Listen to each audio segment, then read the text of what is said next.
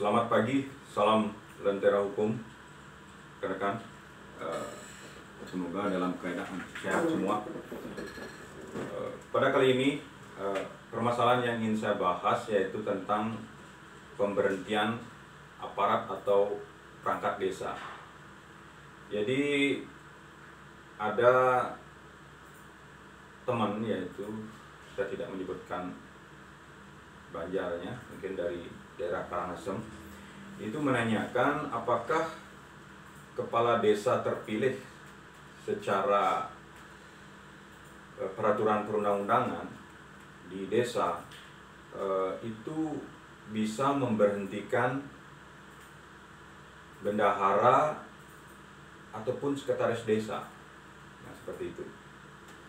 Jadi perlu kita teliti lebih detail lagi bahwa di dalam pemilihan kepala desa itu sudah ada aturan undang-undang yang menjelaskan, yaitu bagaimana tata caranya itu dalam Undang-Undang Nomor 6 Tahun 2014 tentang perangkat desa.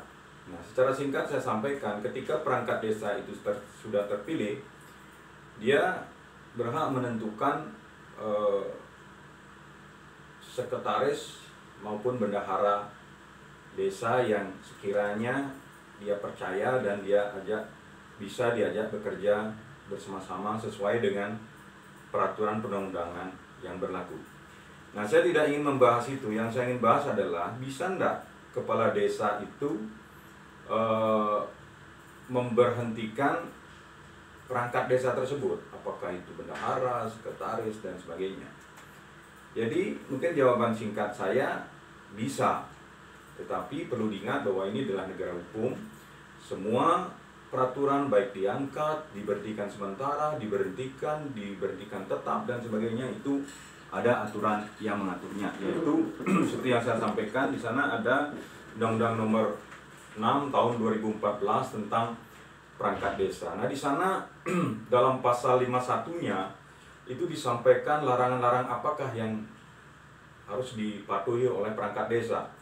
Misalkan salah satu contohnya, tidak boleh menjadi ketua partai politik, tidak boleh menjadi pengurus partai politik. Kemudian harus berbuat yang sesuai dengan aturan, beretika, tidak boleh melakukan kegiatan yang menghasut, dan sebagainya, dan sebagainya. Di sana banyak dicantumkan. Nah, itu bisa Bapak lihat. Nah, yang jadi permasalahan, kenapa saya sampaikan itu? Karena itu adalah merupakan salah satu syarat untuk pemberhentian perangkat desa jika dia tidak mematuhi larangan-larangan tersebut. Nah, itu salah satunya. Kemudian apa yang bisa dilakukan kepala desa jika larangan-larangan itu dilakukan oleh perangkat desa? Nah, dia bisa melakukan teguran tertulis, kemudian teguran biasa, teguran keras, sampai pemberhentian sementara. Nah, tetapi itu tidak bisa dilakukan secara sendiri. Nah, itu harus mendapat persetujuan dari atasan daripada kepala desa itu, yaitu camat.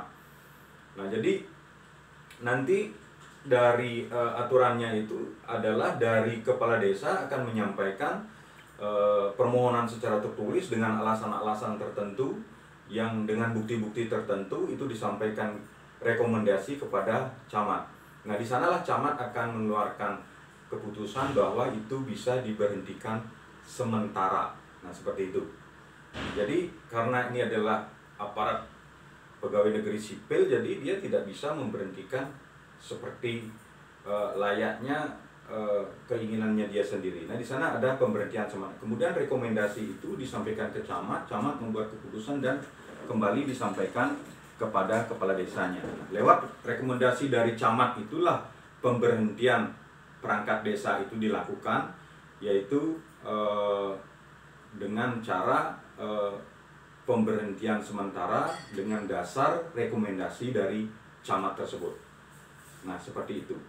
Nah, kemudian apa yang bisa menjadi alasan pemberhentian daripada perangkat desa itu dalam PP nomor 43 tahun 2014 itu disampaikan bahwa pemberhentian itu bisa dilakukan karena meninggal dunia, kemudian karena permintaan sendiri, kemudian karena diberhentikan. Nah, jadi meninggal dunia karena permintaan sendiri dan diberhentikan. Meninggal dunia di sini itu adalah merupakan hal yang sudah biasa, yang sudah kita kenal. Kalau dia, walaupun dia belum masa jabatannya berhenti, tapi karena dia meninggal dunia, ya dia diberhenti seperti itu.